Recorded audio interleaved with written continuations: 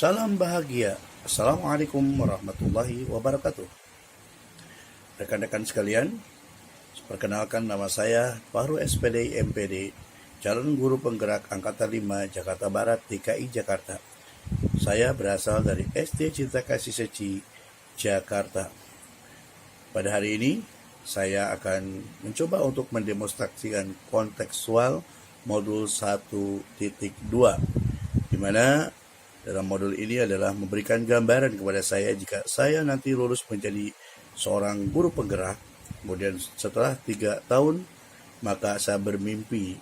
Mimpi saya adalah tentunya sekolah kami adalah sekolah yang betul-betul berfokus kepada siswa, mandiri, kreatif, dan inovatif serta reflektif, di mana pembelajaran siswa berfokus kepada betul-betul siswa yang inovatif, dan tentunya kita mendapatkan pembelajaran yang meaningful learning atau learning meaningful learning, pembelajaran yang menyenangkan. Bagaimana mimpi saya? Yuk kita lihat bersama-sama.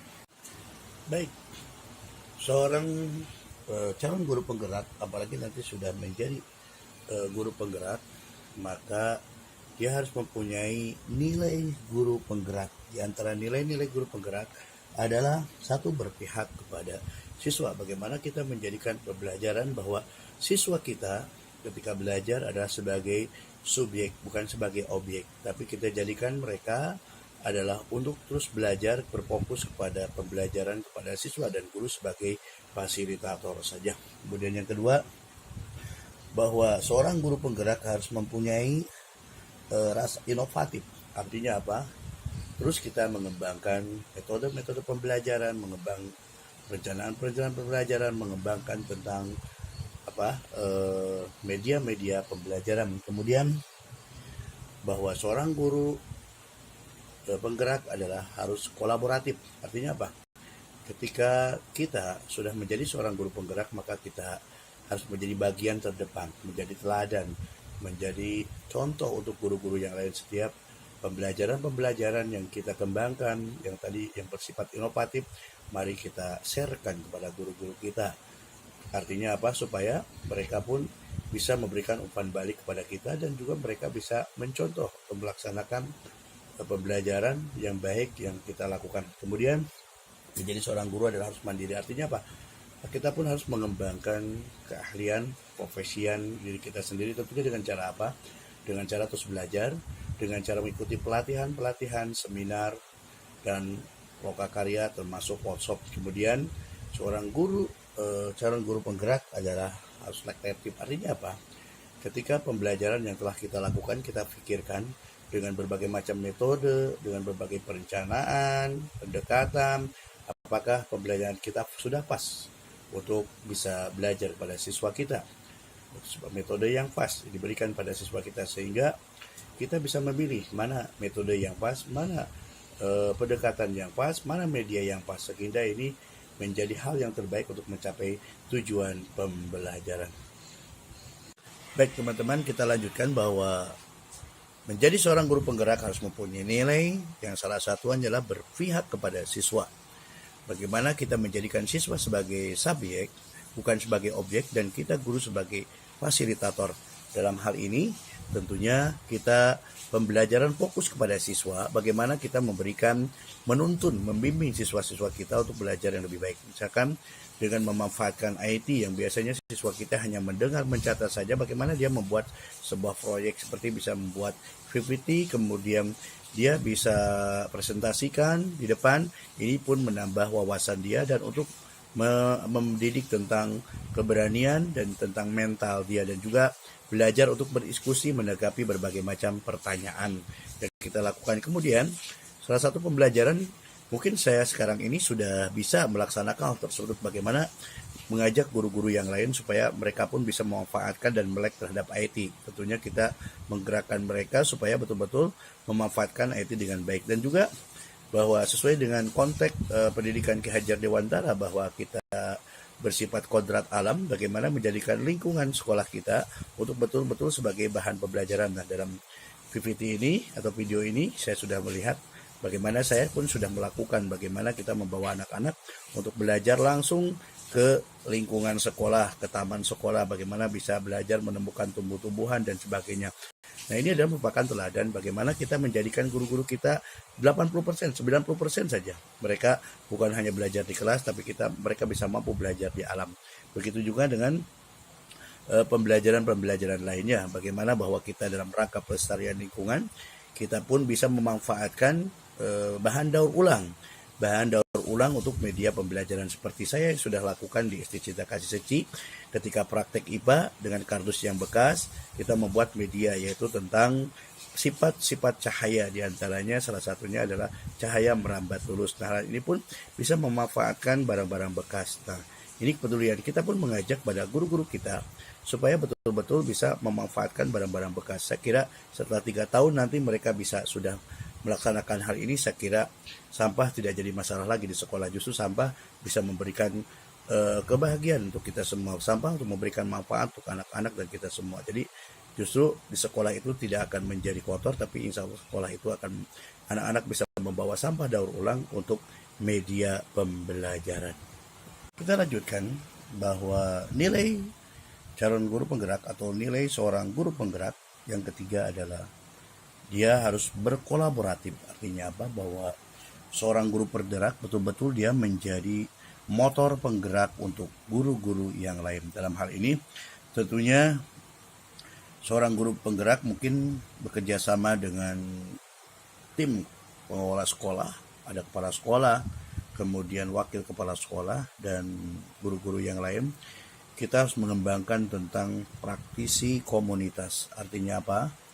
Kegiatan-kegiatan yang ada di sekolah betul-betul yang memihak kepada siswa. Nah, dalam hal ini tentunya banyak hal-hal yang harus dilaksanakan untuk supaya kolaboratif, supaya guru-guru bisa bergerak dengan baik. Tentunya kita melihat dengan adanya suatu pelatihan-pelatihan yang diberikan pada guru yang bersifat motivasi.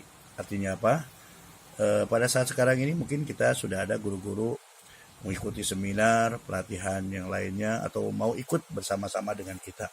Nah, saya berharap setelah saya menjadi guru penggerak selama 3 tahun kelak nanti, artinya bukan hanya saya sendiri atau hanya beberapa orang saya, tapi sekitar 95% guru-guru yang ada di sekolah atau di SD Cinta Kasih Suci bisa bergerak untuk mencari solusi-solusi yang terbaik dalam metode pembelajaran, dalam media pembelajaran atau pendekatan pembelajaran, sehingga mereka betul-betul bisa merasakan indahnya dalam mengajar, dan tentunya anak-anak kita pun bisa belajar dengan menyenangkan.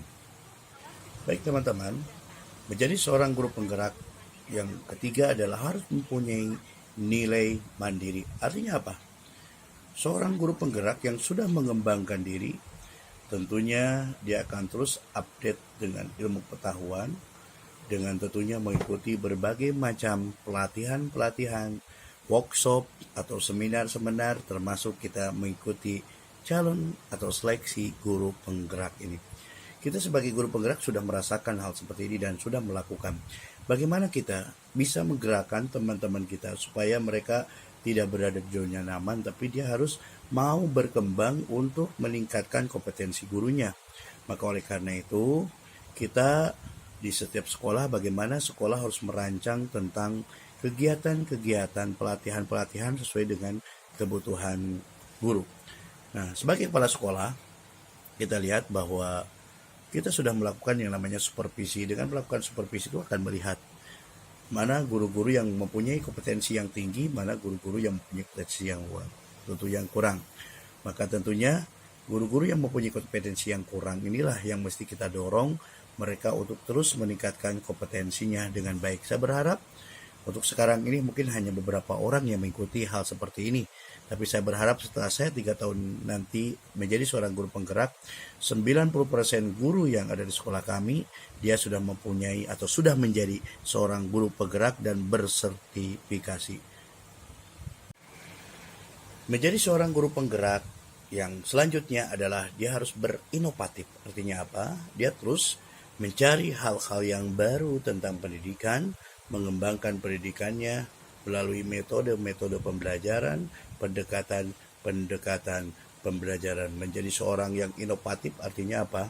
Dia merubah pembelajaran-pembelajaran yang sifatnya kontekstual atau yang sifatnya kontemporal, kita menjadi pembelajaran-pembelajaran yang sekarang sesuai dengan kebutuhan. Contohnya ketika kita dulu mungkin pembelajaran kita masih bersifat memakai cover, barus dan sebagainya. Sekarang kita sudah menuju ke abad 201 adalah multimedia dan IT. Bagaimana pembelajaran kita, apalagi di masa COVID-19 ini, kita melalui Google Classroom, membuat media pembelajaran lewat video, kemudian juga mungkin Google Sheet juga itu adalah merupakan pengembangan inovasi-inovasi di dalam dunia pendidikan. Yang tadinya kita belajar dulu memakai spidol, dan dulu memakai kapur barus, sekarang kita anak-anak sudah canggih dengan menggunakan PPT, Zoom, Google Meet, dan sebagainya. Itu adalah merupakan inovasi-inovasi dalam dunia pendidikan. Nah, hal ini sudah dilakukan saat sekarang ini. Bagaimana nanti guru-guru kita mampu merubah mindset mereka supaya dia bisa berinovasi dengan melalui pembuatan media-media pembelajaran, menemukan metode-metode baru dalam pembelajaran dan pendekatan sehingga betul-betul pembelajaran akan semakin mudah dan tujuan pembelajaran kita akan mudah tercapai. Baik, salah satu nilai dari guru penggerak yang terakhir adalah reflektif. Artinya apa?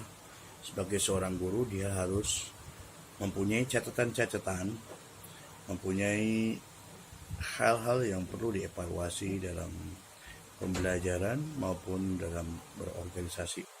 Nah, tentunya kita sebagai guru penggerak, saya yakin hal itu kita lakukan setiap kita pembelajaran, pasti ada reflective learning. Bagaimana kita merefleksikan diri kita untuk melihat dari pembelajaran-pembelajaran yang telah kita lakukan. Hal ini telah kita lakukan. Semoga hal ini pun kita bisa terapkan selama 3 tahun kita di sekolah. Nah, dengan menerapkan seperti itu, kita berharap semua guru mempunyai catatan-catatan penting dalam reflektif kegiatan pembelajaran maupun kegiatan-kegiatan yang lainnya, misalkan dalam praktisi komunitas. Setiap hasil kegiatan-kegiatan minimal ada evaluasi diri. Evaluasi apa kekurangan dan kelebihannya. Kelebihannya bisa kita lakukan, kekurangannya bisa kita untuk mencari solusi untuk melihat kekurangan tersebut. Begitu juga dalam pembelajaran. Ketika kita setiap pembelajaran kita catat, kemudian kita juga berinovasi dengan metode pembelajaran, media pembelajaran, sehingga kita akan menemukan metode yang pas, media pembelajaran yang pas. Nah, hal inilah harus dilakukan oleh semua guru, sehingga apa yang terjadi? Sehingga sekolah kita adalah merupakan sekolah yang betul-betul berpihak kepada siswa, guru-gurunya mempunyai inovatif, kreatif, reflektif, dan mandiri, sehingga betul-betul sekolah itu menjadi sekolah dambaan bagi masyarakat, dambaan bagi orang tua dan siswa, terutama untuk negara. Inilah yang disebut dengan pembelajaran secara merdeka, apa yang dicetuskan dasar-dasar pembelajaran tersebut oleh Ki Hajar Dewantara. Demikianlah mungkin sharing saya mengenai deskripsi demonstrasi kontekstual modul 1-2 tentang apa yang mimpi saya setelah saya 3 tahun menjadi seorang guru penggerak. Mampukah kita menggerakkan teman-teman dan guru sekolah sehingga betul-betul teman-teman termotivasi, teman-teman mempunyai inovasi, teman-teman mempunyai mandiri dan refleks setiap kegiatannya, sehingga sekolah menjadi maju, sekolah yang berpihak kepada siswa, dan tentunya inilah yang disebut dengan pembelajaran merdeka.